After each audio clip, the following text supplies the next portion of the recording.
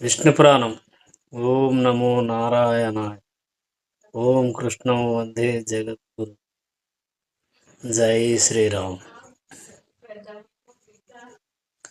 మైత్రేయుడు పరాశరుని ఇలా అడుగుతాడు.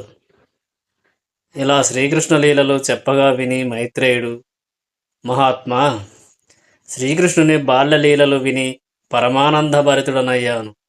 ఆ అవతార పురుషుని తర్వాత వృత్తాంతం, అలాగే బలభద్రుని చరిత్ర చెప్పవలసిందని కోరాడు.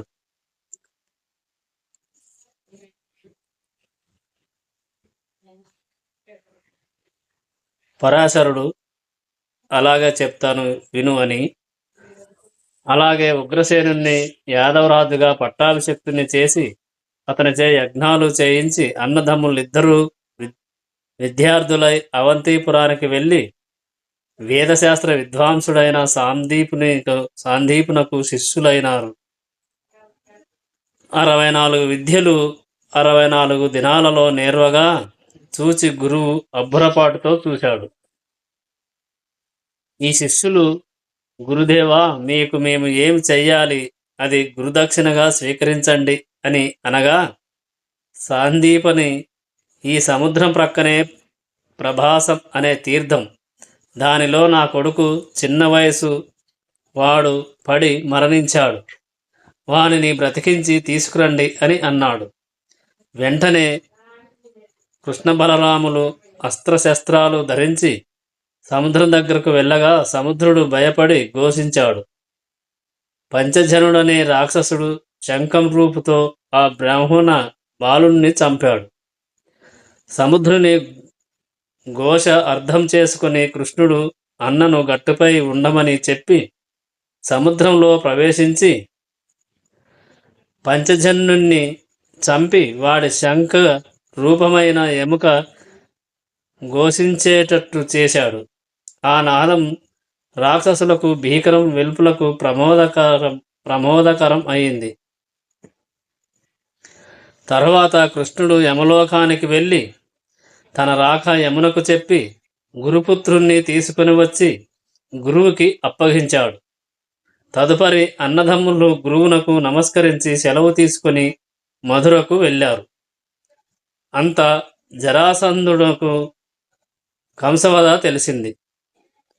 వాని భార్యలు ఆస్తి ప్రాస్తి అనేవారు. తన కూతుండ్రునే విష్ణుని వల్ల వాళ్ళకి వైధవ్యం సహించగలడా? 23 అక్షౌహీనుల బలంతో మధుర మీదికి వచ్చాడు. బలరామకృష్ణులు చాలా తక్కువ సైన్యంతో ఎదిరించవలసి వచ్చింది. తగిన విల్లు, అమ్ములు, ఆయుధాలు లేవు.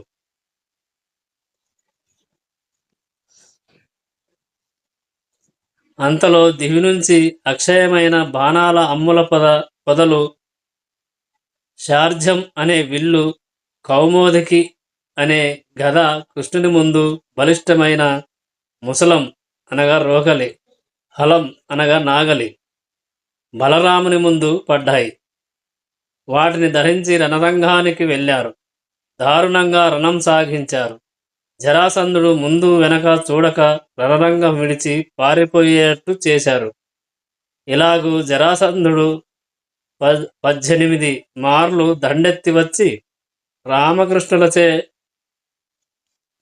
చావు దెబ్బలు తిని పారిపోయి ప్రాణాలు దక్కించుకున్నాడు. ఆ తరువాత నారదుడు ప్రేరేపించగా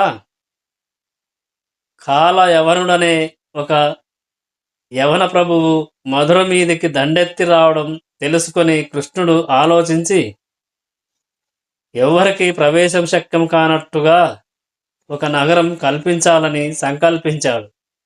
సముద్రంలో 100 యోజనాల వైఫల్యం ప్రాకారం, అగర్థలు, చక్కని పూదోటలు, కోనేళ్లు, లెక్కకు మిక్కిలిగా సుందర మందిరాలు గల నగరం ఏర్పరచి దానికి ద్వారక అని పేరు పెట్టాడు. మధురలో ఉన్న వారినందరినీ అక్కడికి పంపించి చతురంగ బలాలతో బలభద్రుడు సంరక్షకుడుగా నియమించాడు. కాలయవనుడు గొప్ప సేనతో మధుర మీదికి వచ్చాడు. కృష్ణుడు ఆలోచించాడు, వీడిని ఉపాయంచే చంపాలి. ఏ ఆయుధం లేక రిక్త హస్తాలతో కాల యవనుని వద్దకు వెళ్ళి తన పేరు చెప్పి నేను పరుగెత్తుతూ పోతూనే ఉంటాను, చేతనైతే వెంట తగిలి పట్టుకో అని పరుగు లంకించాడు. యవనరాజు వెంట వెంట వెళ్ళాడు. అలా వెళ్ళి వెళ్ళి ఒక కొండ గుహలో ప్రవేశించాడు. వెంట వెళ్ళాడు కాల యవనుడు. ఆ గుహలో ఒక విశాలమైన వేదిక, దానిపై ముసుగు వేసుకొని పడుకున్నాడు ముచికుందుడు అనే రాజు. ఆయన కొంతకాలం క్రితం దేవదానవులకు జరిగిన యుద్ధంలో దేవతల పక్షాన ఉండి రాక్షసులను తూనుమాడి దేవతల వల్ల 2 వరాలు పొందాడు. యుద్ధశ్రమ తీరేటట్లు చాలా కాలం సుఖనిద్ర పొందడం, నిద్రలో ఉండగా వచ్చి బలాత్కారంగా లేపిన వారు తన కోపదృష్టిచే వెంటనే చనిపోవడం. అలా నిద్రలో ఉన్న ముచికుందుణ్ణి చూసి కాలయవనుడు కృష్ణుడు అనుకుని ఎడమకాలితో తన్నాడు. ఆ తాపుతో ముచికుందుడు మేల్కొని కోపించి చూడగా ఆ చూపులోంచి వచ్చిన కోపాగ్ని జ్వాల తగిలి యవనరాజు నిలువుగా కాలి బూడిదై కింద పడ్డాడు. చాటుగా ఉన్న కృష్ణుడు ముచికుందుని ముందుకు వచ్చాడు. ఎవరు నువ్వు అని రాజు ప్రశ్న. వసుదేవుడు అనే యాదవుని కొడుకును, నన్ను కృష్ణుడు అని అంటారు. ఆ మాట విని ముచికుందుడు చప్పున లేచి కృష్ణునకు సాష్టాంగంగా నమస్కరించి స్తుతించాడు.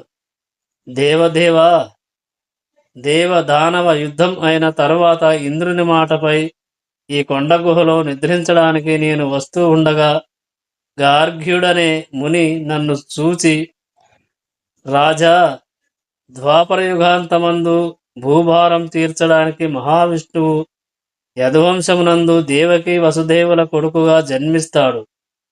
కృష్ణుడు అనే పేరు గలవాడు. నీకా దేవుని దర్శనం అవుతుంది. శుభప్రదుడవుతావు అని చెప్పాడు. శ్రీకృష్ణ దయచేశావా అని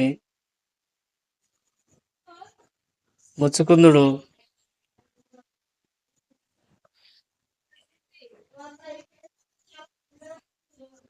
ఒకనాడు బలభద్రుడు శ్రీకృష్ణుడితో చెప్పి గోకులం వెళ్ళాడు.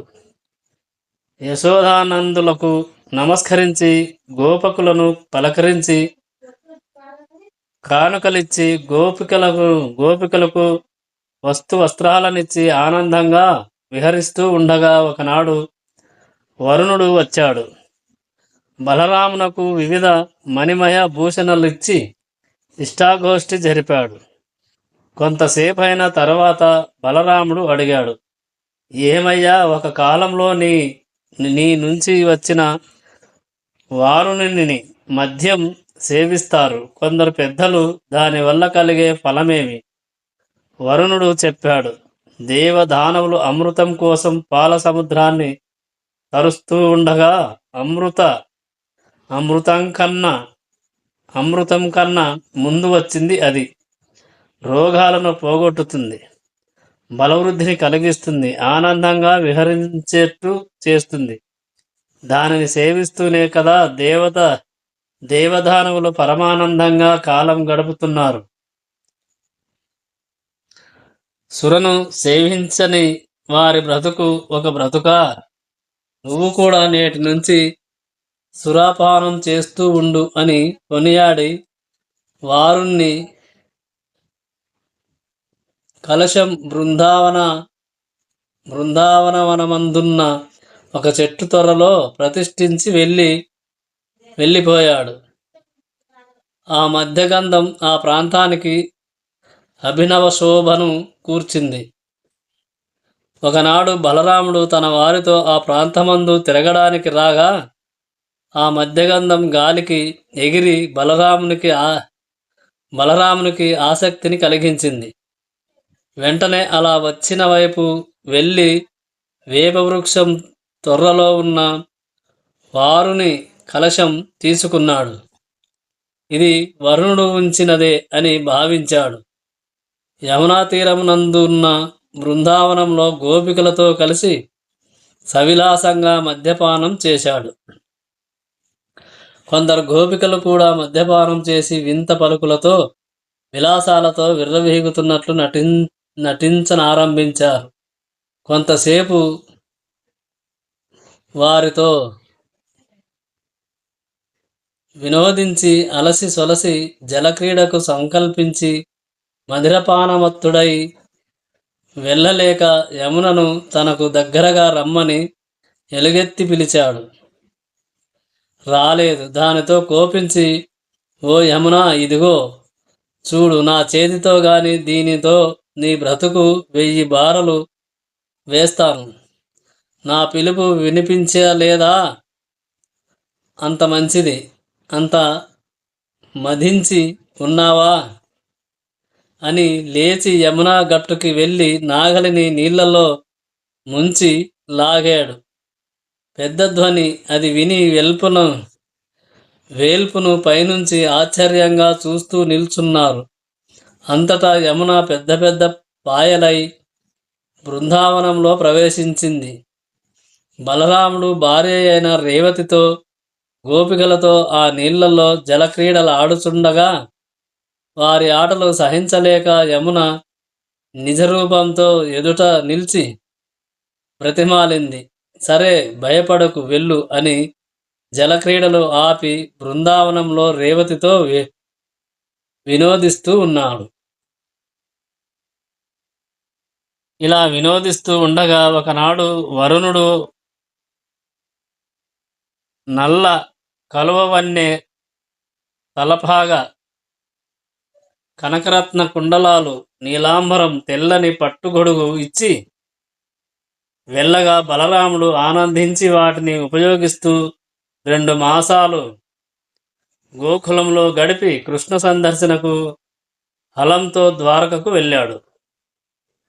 ఆ కాలంలో విదర్భ దేశాధీశుడు కుండినపురంలో నివసిస్తున్న వాడు భీష్ముడు అనే రాజు. భీష్ముడు కాదు, భీష్మికుడు అనే రాజు. అతనికి పెద్ద కొడుకు రుక్మి, ఒకే ఒక్క కూతురు, పేరు రుక్మిణి. ఆమె రూపురేఖ విలాసాలకు ముమ్మరించి ఎందరో రాకుమారులు తనకని అడిగించేవారు. కానీ ఎవ్వరి కోరిక తీరలేదు. కృష్ణుని వరించాలని రుక్మిణిని పరిగ్రహించాలని కృష్ణుని సంకల్పం. కానీ ఆమె పెద్దన్న రుక్మి శిశుపాలునకు ఇవ్వాలని పట్టుదల గలవాడై ఉన్నాడు. కబురు పంపాడు రమ్మని.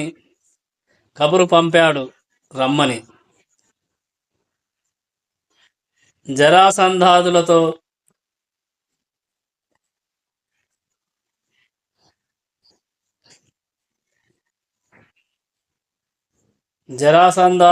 కలిసి శిశుపాలుడు కుండినపురానికి వచ్చాడు. స్వయం వరవార్త విని కృష్ణుడు, బలభద్రుడు మొదలైన అన్నదమ్ములతో తగిన బలగంతో బయలుదేరి కుండినపురానికి వచ్చి కొంచెం దూరంగా అందరినీ ఉంచాడు. ఆచారం ప్రకారం రుక్మిణి బ్రాహ్మణ సుమంగళులతో దాసీజనంతో ఊరి వెలుపలనున్న దుర్గాలయానికి వచ్చి ఆరాధన చేసి రాజమార్గానికి రాగా కృష్ణుడు చూసి ఆమెను పరిగ్రహించి రథం ఎక్కించాడు. ఆ వార్త తెలిసి ఆమె అన్న శిశుపాలాదులతో కలిసి కృష్ణునితో యుద్ధానికి సిద్ధపడ్డాడు. జరాసంధుడు దంత వక్ృతుడు, సాల్వుడు, శిశుపాలుడు మొదలైన వారు మంచుతో మబ్బులు భాస్కరుణ్ణి ఎదిరించినట్టు కృష్ణుణ్ణి ఎదిరించారు. బలరాముడు, సాత్యకి, కృతవర్మ మొదలైన యాదవ సింహాలు విజృంభించి జరాసంధాదుల చతురంగ బలాలను తూకుగా సిదగగొట్టారు. ఆ దెబ్బతో జరాసంధాదులు తిరిగి పారిపోవలసి వచ్చింది. శిశుపాలుడు చేసేది లేక సిగ్గుపడి నిజపురానికి వెళ్ళిపోయాడు. రుక్మి వదలలేదు. కృష్ణుణ్ణి సంహరించి గాని నగరంలోకి వెళ్ళనని ప్రతిజ్ఞ పలికి ఎదిరించాడు. అప్పుడు కృష్ణుడే తలపడి వాని సైన్యానికి దైన్యం కలిగించి రుక్మిణి పట్టుకొని, బావా, ఊరికే హాస్యం సుమా అని వాడి తల అక్కడికక్కడ కొరిగి విడిచిపెట్టాడు. ఇలా విజయలక్ష్మితో సహా రుక్మిణిని తీసుకువచ్చి ద్వారకలో సలక్షణంగా పెండ్లాడాడు. ఈ వివాహానికి రాక్షస వివాహం అని సంజ్ఞ. వధువును బలాత్కరించి తెచ్చి పెండ్లాడుట. కొంతకాలానికి ఆ దంపతులకు మన్మథాంశతో ఒక కొడుకు అచ్చంగా మన్మధుడులాగా ఉంటాడు. పేరు ప్రద్యుమ్నుడు. ఆ శిశువు పుట్టిన 6వ నాడు రాత్రి శంభరుడనే రాక్షసుడు వచ్చి పురిటింట చొచ్చి శిశువునెత్తుకుపోయి సముద్రంలో పడవేశాడు. వానిచే మరణం అని ఆ శరీరవాణి ఆ పని జరగరాదని శంభరుడు చేసిన పని ఇది. ఆ శిశువును ఒక చేప మింగింది. ఆ చేపను జాలరీవాడు పట్టి శంభరుని కూతురికిచ్చాడు. అది త్వరగా దానికి దాపన ఉన్న శిశువును చూసి ఆశ్చర్యపడుతూ ఉండగా నారదుడు వచ్చి, లలనా, ఈ పిల్లవాడు శ్రీకృష్ణుని కొడుకు, జాగ్రత్తగా పెంచు అని చెప్పిపోయాడు. ఆ మగువ అలాగే అని రహస్యంగా పెంచి పెద్దవాణిని చేసింది. కాగా శంభరునికే విషయం తెలిసిపోరాడగా ప్రద్యుమ్నుడా రాక్షసుని చీల్చి చెండాడాడు. అంతవరకు సంరక్షణ చేస్తున్న మహిళ మాయావతి ప్రద్యుమ్నుని ద్వారకకి తీసుకువచ్చి అంతిపురంలో ప్రవేశించింది. అక్కడ ఉన్న కాంతలందరూ ఆ సుందరాంగుని చూసి ఆశ్చర్యపడుతూ, అలాగే మాయావతిని చూస్తూ ఎవరు వీరని అనుకుంటుండగా రుక్మిణి చూసి, ఎవరి యువకుడు ఆనాడు శిశువుని కంటిమంటకే మరణించిన మన్మధుడిలా పుట్టాడా? ఏ తల్లి కన్నదో ఈ నవమన్మధుణ్ణి? నా కొడుకు బ్రతికి ఉంటే ఈ వయసులోనే ఉంటాడు కదా అని విచారిస్తూ ఉండగా నారదుడు వచ్చాడు. అమ్మా, పుట్టిన 6వ నాటి రాత్రి శంభరుడనే రాక్షసుడెత్తుకుపోయిన నీ కొడుకే ఈ యువకుడు అని ప్రద్యుమ్న వృత్తాంతం చెప్పాడు. కృష్ణుడు, ఆ ఆదిదేవుడు విష్ణువు, నీవు ఆ లక్ష్మీదేవివి. ఈ యువకుడు మన్మధుడు, ఈ యువతి రతి. ఇది మీ చరిత్ర, మీ మహిమ ఎవరు తెలుసుకోగలరు? వస్తా అని చెప్పి వెళ్ళిపోయాడు. తర్వాత కృష్ణుడు మాయావతి ప్రద్యుమ్నుల వివాహం చేయించాడు. ఆ రుక్మియందు చారుదేహుడు, వీర్యవంతుడు, సుసేనుడు, చారుగుప్తుడు, భద్రచారుడు, సుచారుడు, మహాచారుడు అనే కొడుకులు పుట్టారు. కడసారి సంతానం ఆడుబిడ్డ, పేరు చారుమతి. తర్వాత ప్రద్యుమ్నుడు స్వయంవరంలో రుక్మి వాళ్ళ మేనమామ రుక్మి కూతుర్ని పెండ్లాడాడు. ఆ దంపతుల కొడుకు అనిరుద్ధుడు. రుక్మి అను మనవరాలికి అనిరుద్ధుడికి వైభవంగా పెళ్లి చేయించింది. తర్వాత ఒకనాడు ముఖ్యులైన దేవతలతో ఇంద్రుడు ఐరావత రూఢుడై ద్వారకకు వచ్చాడు. ఇంద్రుని రాక పుర రక్షకులచే తెలిసి కృష్ణుడు బలరామాదులతో వెళ్ళి ఎదుర్కొని ఆదరంగా తోడి తెచ్చి బంగారు గద్దెపై ఇంద్రుని సముచితాసనాలపై మిగిలిన వేల్పులను ఆసీనులం చేసి ఆచారం ప్రకారం మర్యాద చేశాడు. ఇంద్రుడు ఆనందించి కృష్ణుని అభినందించి అన్నాడు, దేవా, లోకాలకు క్షేమం కరుడవు, అలాగే భూలోకానికి క్షేమం కలిగించాలని యదువంశాన అవతరించిన వైకుంఠవాసుడవు. నీ దయచే గదా లోకాలు హాయిగా ఉంటాయి. దేవతలు సోమయాజులు యజ్ఞంశాలను అగ్ని ముఖాన ఆరగిస్తూ ఉంటారు. ఆ అదృష్టం ప్రస్తుతం అంతరించకపోయింది. ఆ విషయం విన్నవిస్తున్నాను, ఆలించు.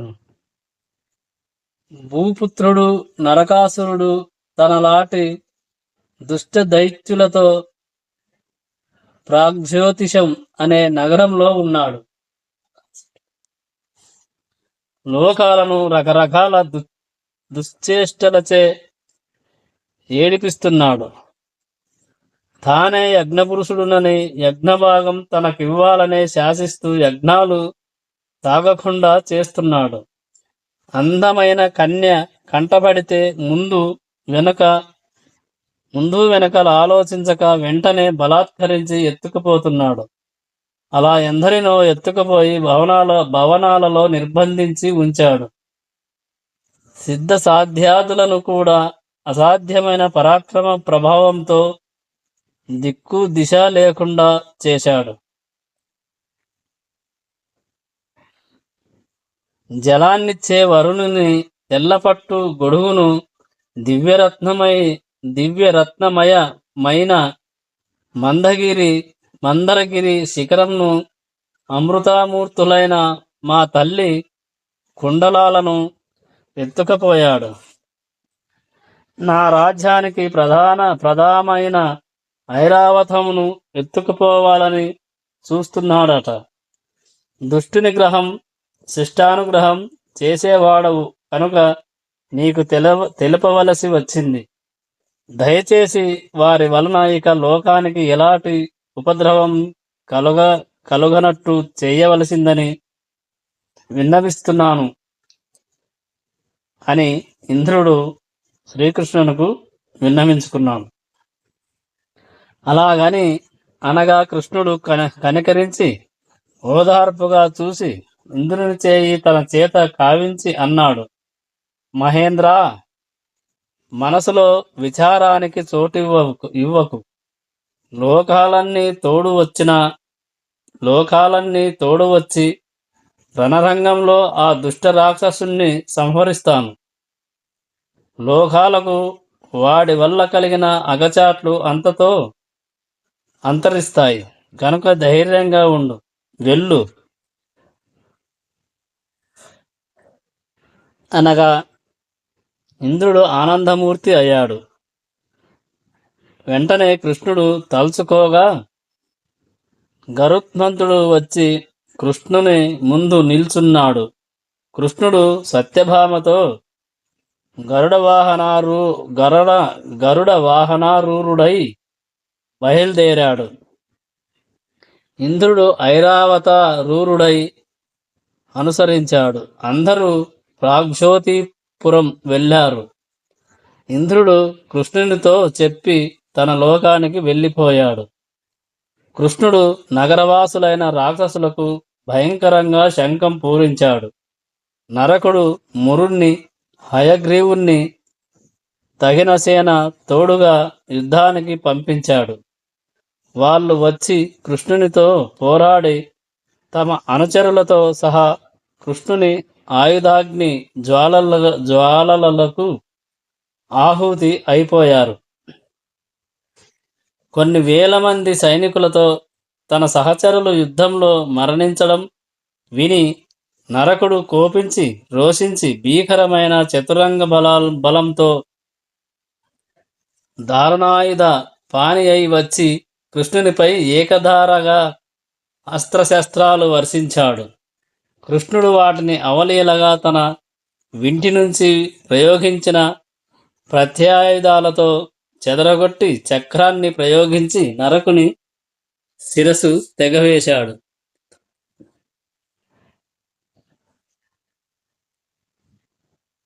అంతలో పుత్రమరణం తెలిసి భూదేవి శోకమూర్తి అయి కృష్ణుని వద్దకు వచ్చింది.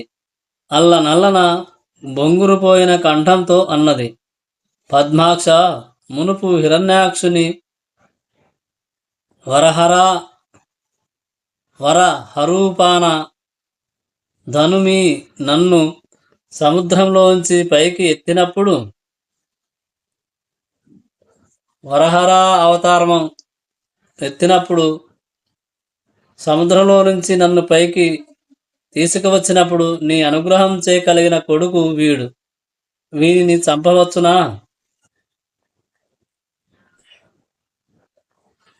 ఏవో తప్పులు చేయవచ్చు,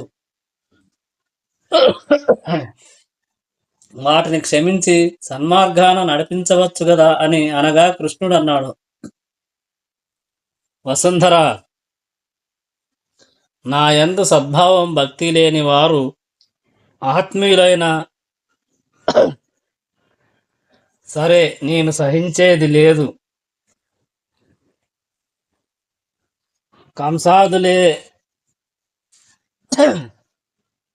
కంసాదులేమయ్యారో నన్ను సర్వాత్మన నమ్మి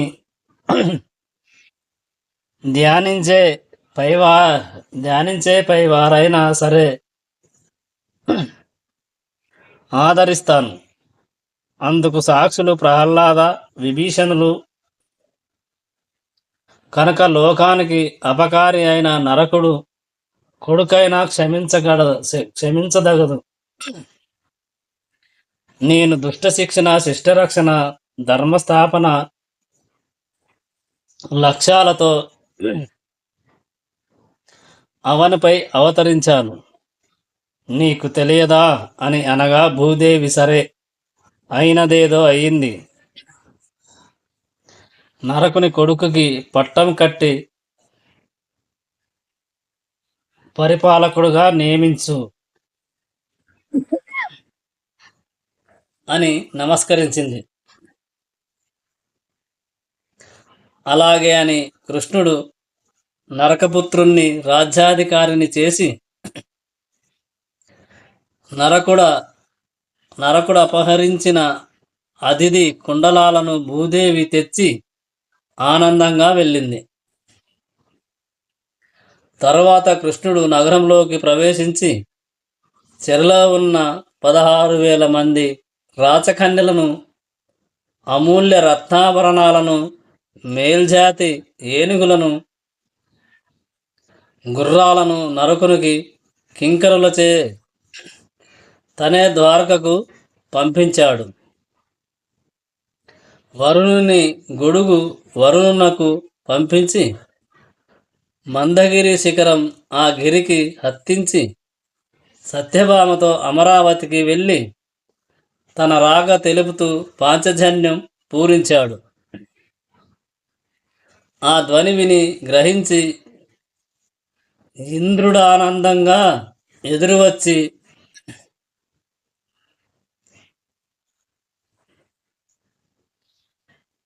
స్వాగతం పలికి లోనికి కొనిపోయి గురునిచే ఆర్ఘ్యాదులిప్పించాడు. కొంతసేపు కృష్ణుడు ఇంద్రునితో వివిధ విషయాలు మాట్లాడి కుండలాలు అతిథికి స్వయంగా ఇవ్వాలని ఆమె ఉన్న చోటికి ఇంద్రునితో వెళ్ళాడు.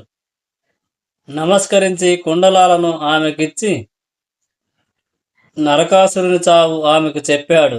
ఆమె ఎంతో సంతోషించి అన్నది, భూదేశ, భూతాత్మ, భూతానాదస్తుత, సర్వేశ, సర్వాజ్ఞ, సర్వ వినుత, నిర్ద్వంద్వ, నిరుపమ, నిశ్చల, నిగమార్థ గోచర, అవయ్య, అవ్యాయ, అచ్యుత,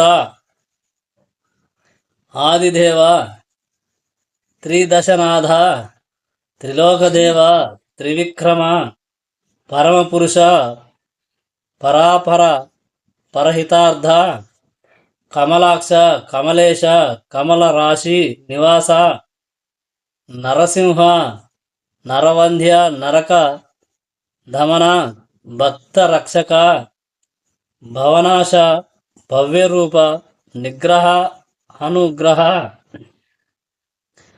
విధేయ, నిత్య నిపుణ, కరుణతో నన్ను కాపాడు అని భక్తితో ప్రార్థించింది. కల్పవృక్షం నాశ్రయించి కట్టుకునే గోచి అడిగినట్లు ఆనాడు నిన్ను ముక్తి కోరగా కొడుకుగా నా కడుపున పుట్టమని కోరాను. అతిథి మాటలు విని కృష్ణుడు కనికరపు చూపుతో చూసి చిరునవ్వు మొహంతో అన్నాడు, అమ్మా, ఇలా ఎందుకంటావు? పుణ్యచరిత్రవు, దేవతల కన్నతల్లివి, పరమ పతివ్రతగా ప్రసిద్ధురాలువైన పుణ్యరాశివి. నీకు మోక్షం పెద్ద. ఆ సమయంలో శచీదేవి సత్యభామను తీసుకువచ్చి అత్తకి ఆమె విషయం చెప్పగా ఆమె కోడలని ఆదరించి అన్నది, అమ్మాయి, నా అనుగ్రహం వల్ల చాలా కాలం ముసలితనం, అందవికారమైన రూపం లేక సౌభాగ్యవతివై భోగభాగ్యాలను అనుభవిస్తూ హాయిగా ఉండు అని వరమిచ్చింది. ఇంతటితో ఈరోజు వీడియో ముగిస్తున్నాం. ఈ విష్ణు పురాణం ఇంకా ఉంది, రేపటి వీడియోలో తెలుసుకుందాం. ఓం నమో నారాయణ. జై శ్రీకృష్ణ, జై శ్రీరామ్. ఓం కృష్ణం వందే జగత్.